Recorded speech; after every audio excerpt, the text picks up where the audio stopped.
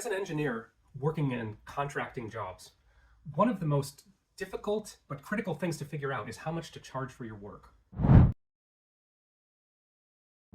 Sometimes the customer has specific limitations. Other times it's a little bit of a dance trying to price your services right.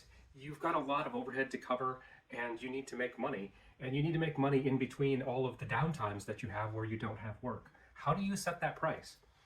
You can find market prices sometimes just by looking at job postings. Other times it can be more difficult. I was reminded of this old country song called Luther. It was sung by Boxcar Willie. And the essence of the song is this guy is appearing to not be too bright.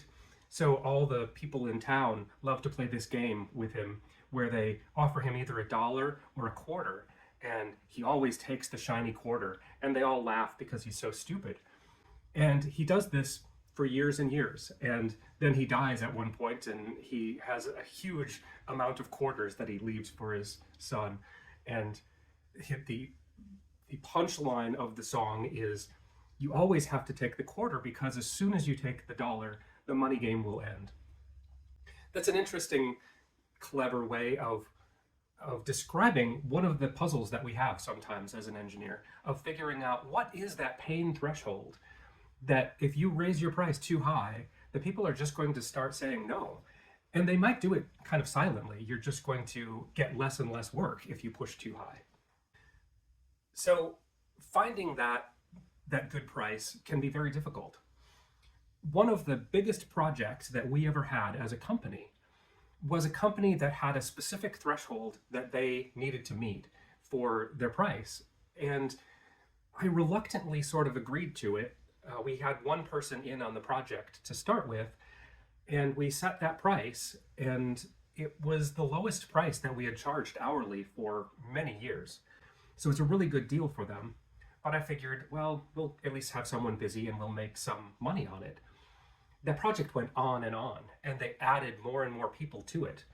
And the price was not a high margin for us, but it was one of the biggest projects we've ever had. We had as many as 11 people on it at one point, and the project went on for over 4 years.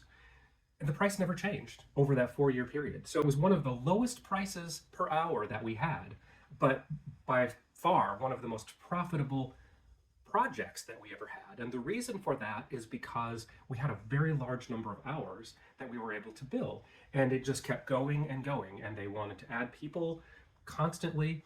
So we were able to grow the project to more and more engineers and be able to have a lot of hours logged to the project without a ton of oversight. They were just bringing people in and putting them to work on tasks because they were so overwhelmed. So that was a little bit of us playing that money game, taking the quarter, if you will, and not taking the dollar, not standing our ground for our highest price.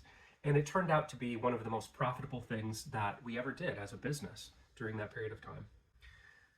So there are pluses and minuses to the rates that you can set. There are interesting situations, and you have to kind of keep your ear listening to what the customers are saying, what their needs actually are. If you can meet them where they are and not exceed their pain threshold, you can probably make a bunch more money.